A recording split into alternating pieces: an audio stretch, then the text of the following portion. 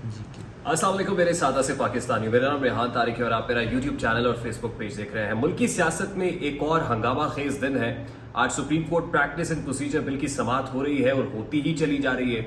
कभी इम्कानात है कि आज इसके नताइज भी मुरतब होंगे, यानी फैसला भी आ जाएगा जिस तरह जस्टिस काजी फाइजीसा ने कहा था। अब अदालत आज फैसला सुनाती है नहीं सुनाती है, ये अदालत पर मुनसर है, क्योंकि अभी तक अटॉर्नी जनरल, जिस वक्त मैं ये व्लॉग रिकॉर्ड करा रहा हूँ तो अटॉर्नी जनरल के दलाइल आना अभी बाकी हैं। ऑल तो जिस वक्त समाअत का आगाज हुआ तो आबिद जुबैरी साहब के साथ जो तल्ख कलामी हुई और उसके बाद भी ये तल्ख कलामी कोर्ट में देखी गई कि जब वकला की तरफ से दलाइल जमा कराए जा रहे थे तो कहा गया कि दलाइल जमा कराने का वक्त अब मुकम्मल हो चुका है, क्योंकि आज हमने इसमें फैसला जारी करना है। अब फैसला आज जारी किया जाता है नहीं जारी किया जाता, अब ये तो सुप्रीम कोर्ट ऑफ पाकिस्तान का 15 रुकनी बेंच मुशावरत के बाद ही डिसाइड करेगा। इस फैसले के इंप्लीकेशंस क्या होंगे, यानी supreme court practice and procedure bill को मंजूर कर लिया जाता है तो इंप्लीकेशंस क्या होंगे, और अगर मुस्तरद कर दिया जाता है तो फिर क्या कॉम्पोजिशन होगी इस 15 रुकनी बेंच की कि कौन इसमें इख्तलाफ करता है, क्योंकि दिखाई तो यही दे रहा है कि स्प्लिट डिसीजन आएगा। अब ये स्प्लिट का रुख किस तरफ होता है, कितने जजेस जस्टिस काजी फाइजीसा के पलड़े में अपना वोट, हिमायत का वोट डालते हैं और कितने अगेंस्ट इसमें वोट देते हैं, ये बड़ी देखने की चीज होगी। लेकिन इंपॉर्टेंट डे इसलिए है आज चेयरमैन पीटीआई के लिए भी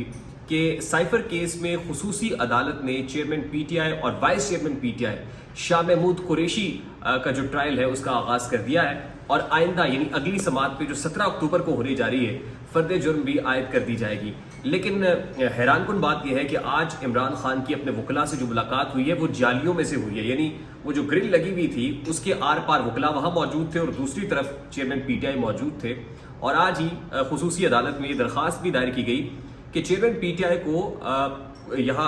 अदालती इसमें कस्टडी के अंदर जो अडयाला जेल की कस्टडी है वहां वॉक करने की इजाजत दी जाए। और फिर अभी खुसूसी अदालत का फैसला भी आ गया है और उसमें कहा गया है कि जो एक दीवार है उसको गिरा के जगह को थोड़ा सा वसी किया जाए ताकि चेयरमैन पीटीआई वॉक कर सके।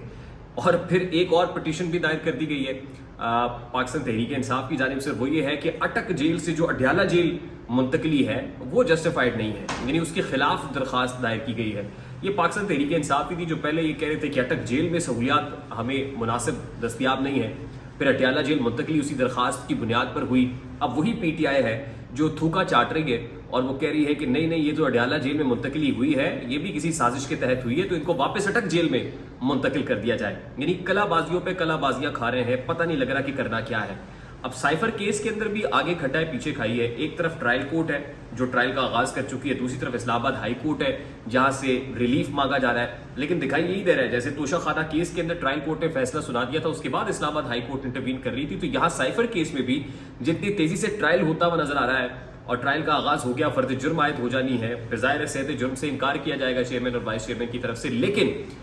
ये ट्रायल तो कंक्लूसिव होगा। और साइफर केस के अंदर आपको पता है कि 14 साल की सजा तो हो सकती है। इसका मतलब ये है कि एक और दरिया का सामना था मुनीर मुझको, मैं एक दरिया के पार उतरा तो मैंने देखा। साइफर केस से निकलेंगे तो आगे जाहिर है आसान 9 मई का ट्रायल भी अपना सीना तान के खड़ा हुआ है कि आए और चेयरमैन पीटीआई को गले लगा ले। तो केस दर केस बहुत सारे ऐसे मामलात हैं जिनका सामना अभी चेयरमैन पीटीआई को करना है और जल्दी जान छूटती भी नजर नहीं आ रही। ये बड़ी इंपॉर्टेंट डेवलपमेंट है। दूसरी इंपॉर्टेंट डेवलपमेंट ये कि हमने व्लॉग के अंदर आपको बताया था कि 6 तारीख से यानी 6 अक्टूबर से 10 अक्टूबर तक कुछ आम मुलाकातें हैं जो लंदन में होनी है, और जो मुक्तदिर हल्के हैं उनके भेजे हुए पैगाम रसां नवाज शरीफ साहब से मुलाकातें करेंगे। और मियाँ साहब से होने वाली इन मुलाकातों में एक नाम उनका भी होगा कि जो साबिक आर्मी चीफ थे, यानी आर्मी चीफ जनरल बाजवा के पैगाम रसां भी वहाँ जाएंगे, मैसेंजर जाएंगे, और मियाँ साहब से कहा जाएगा कि हुजूर वाला आपने हमारा नाम नहीं लेना है, हमारा नाम लेंगे तो अपने लिए मामलात को खराब कर देंगे। और आपको याद होगा कि पाकिस्तानी सीनियर सहाफ़ी शायद मैतला साहब ने भी ये कहा था कि मेरी बाजवा साहब से मुलाकात हुई और बाजवा साहब ने मियाँ साहब को मशवरा उसमें भी दिया कि मेरा नाम लेंगे तो फिर वही होगा जो आपके साथ मुशर्रफ वाले मामले के अंदर हुआ था। तो ये पैगाम भी भेज दिया गया है कि जो मज़ाहमत का बयानी है इसको तर्क करके पाकिस्तान आइएगा, अदरवाइज आपके साथ हालात वैसे नहीं होंगे जैसे आप एक्सपेक्ट कर रहे हैं। दूसरी इंपॉर्टेंट चीज़ ये कि इन्हीं मुलाकातों पर मुनसर था कि मियाँ साहब ने वापस आना है या नहीं आना। अब ये तय हो गया है कि मियाँ साहब वापस आ रहे हैं, लेकिन ये तय नहीं हुआ कि 21 अक्टूबर को ही आ रहे हैं या आगे पीछे आएंगे। हमारे जरा ये बता रहे हैं कि मियाँ साहब 21 अक्टूबर को आते हुए नजर नहीं आ रहे, यानी ये 20 अक्टूबर हो सकती है या 23 अक्टूबर हो सकती है। 21 अक्टूबर को उनकी आमद पाकिस्तान में वो उसके लिए हवा साजगार इसलिए दिखाई नहीं दे रही कि प्लान ये हुआ है कि जैसे ही मियाँ साहब आएंगे तो वो खुद को अदालत के सामने सरेंडर करेंगे। यानी ये कहना कि वो लाहौर एयरपोर्ट पर लैंड करेंगे یہ کہنا قبل از وقت ہوگا، اور نون لیگی لیگل ٹیم بھی میاں صاحب کو مشورہ دے رہی ہے کہ پہلے ہمیں عدالت جانا ہے، اور عدالت کون سی ہے؟ ظاہر ہے اسلام آباد ہائی کورٹ ہے، وہاں پہ آپ کو سرنڈر کرنا ہے، عدالتی اوقات کار میں کرنا ہے، اس سے پہلے کوئی انٹرم ریلیف تو ہوگا، لیکن لگتا یہ کہ وہ اپنا ہوم ورک مکمل کر کے آ رہے ہیں، آنا چاہتے ہیں، اور پھر جو انہیں کہا گیا ہے کہ آپ نے خود کو قانون کے سامنے سرنڈر کرنا ہے، تو قانون کے سامنے وہ سرنڈر کریں گے اور وہیں سے ان کو کوئی نہ کوئی ریلیف ملے گا۔ تو پلان اب یہ ہے کہ لاہور لینڈ نہیں کریں گے بلکہ اسلام آباد لینڈ کریں گے، اور لینڈ تب کریں گے جب عدالت ان ایکشن ہوگی، عدالتی اوقات کار میں عدالت کے روبرو پیش ہوں گے۔ کوئکلی میں آپ کو یہ بھی بتا دوں کہ اس وقت آصف علی زرداری صاحب اپنی جو پارٹی کی ریزرویشنز ہیں وہ بھی کنسرن کوارٹرز میں بھیج رہے ہیں، اور وہ یہ بتا رہے ہیں کہ لیول پلینگ فیلڈ نہیں ہے، اور لیول پلینگ فیلڈ کا تقاضا یہ ہے کہ پیپلز پارٹی کو خاص طور پہ جہاں پہ کیئر ٹیکر گورنمنٹس ہے وہاں پہ کھیلنے کا، الیکشن کیمپین کرنے کا بھرپور موقع دیا جائے، ان کو پروجیکٹس دیے جائیں، یہ غیر منصفانہ تقسیم نامنظور ہے۔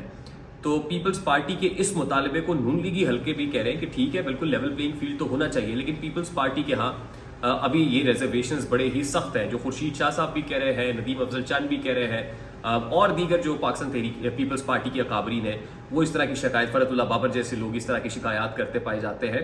جو یہ سارا اس بات کا عدیہ دیتے ہیں کہ ہواؤں کا رخ ایک طرف ہے اور وہ رخ پاکستان مسلم لیگ نون کی طرف ہے، اور پاکستان مسلم لیگ نون جو آج جلسے کر رہی ہے، الیکشن کیمپین کا باقاعدہ طور پہ آغاز کر چکی ہے، مجھے حالات 2018 کے دکھائی دیتے ہیں۔ 2018 میں کردار مختلف تھے، اسکرپٹ سیم تھا، 2023 میں اب کردار مختلف ہے، اسکرپٹ کم و بیش ویسا ہی ہے۔ دیکھنا یہ ہے کہ کس طرح ایک جماعت جو ہے وہ ویوز کو کل کرتی ہے اور پھر آنے والی جو ہے وہ حکومت بناتی ہے، اور اس کا تعلق بہت سارے ظاہر ہے انٹرنیشنل اسٹیبلشمنٹ کے فیصلوں سے بھی ہے، اسپانسرشپ فنڈنگ سے بھی ہے، اور ملک کی اکانومی کے ساتھ بھی اوور آل جڑا ہوا ہے، اور ظاہر ہے ملکی مقامی اسٹیبلشمنٹ بھی اس میں بھرپور طریقے سے آن بورڈ ہے۔ مجھے ریحان طارق کو اجازت دیجیے، اپنا بہت سارا خیال رکھیے گا۔ السلام علیکم۔